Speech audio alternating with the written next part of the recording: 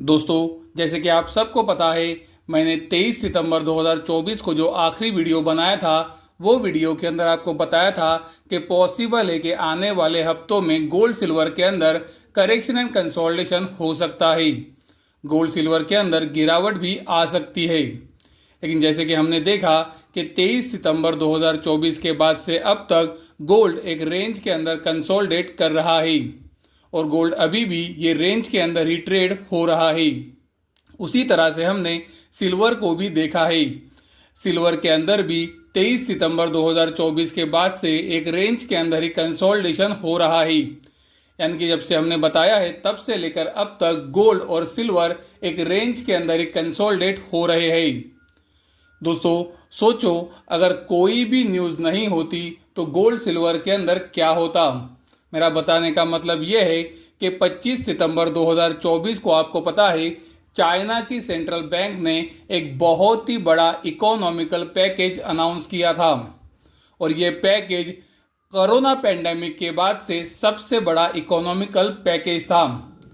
आप सबको पता है कि चाइना जब कोई भी इकोनॉमिकल पैकेज अनाउंस करता है तो उसका गोल्ड सिल्वर के ऊपर एक पॉजिटिव असर आता है।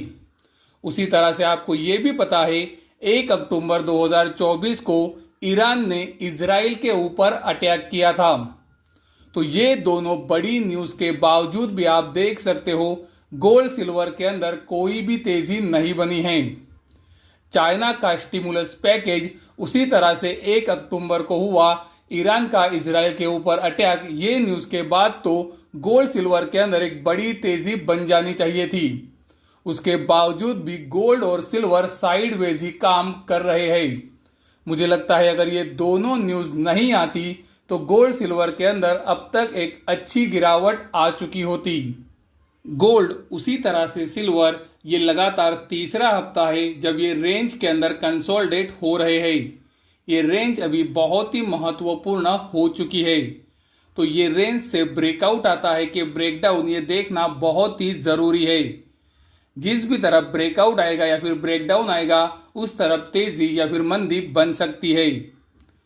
मुझे लगता है कि अमेरिका के अंदर ये हफ्ते भी महत्वपूर्ण इकोनॉमिकल डेटाज है और ये इकोनॉमिकल डेटाज गोल्ड सिल्वर का अगला ट्रेंड डिसाइड कर सकते हैं। मेरा अभी भी व्यू गोल्ड सिल्वर के ऊपर करेक्शन एंड कंसोलिडेशन का ही है। तो देखते हैं कि आने वाले इकोनॉमिकल डेटाज गोल्ड सिल्वर के ऊपर क्या इम्पैक्ट लाते हैं।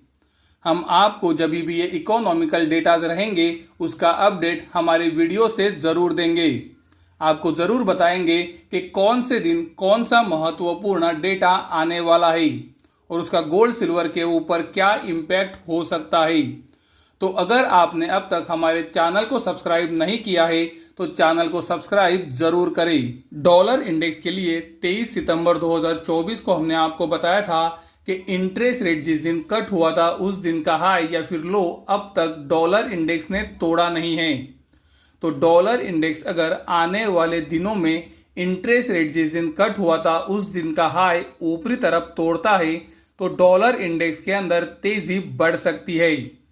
आप देख सकते हो जैसे ही डॉलर इंडेक्स ने इंटरेस्ट रेट दिन का हाई ऊपरी तरफ तोड़ा और उसके ऊपर क्लोजिंग दी, डॉलर इंडेक्स के अंदर वहां से एक बड़ी तेजी बनी है।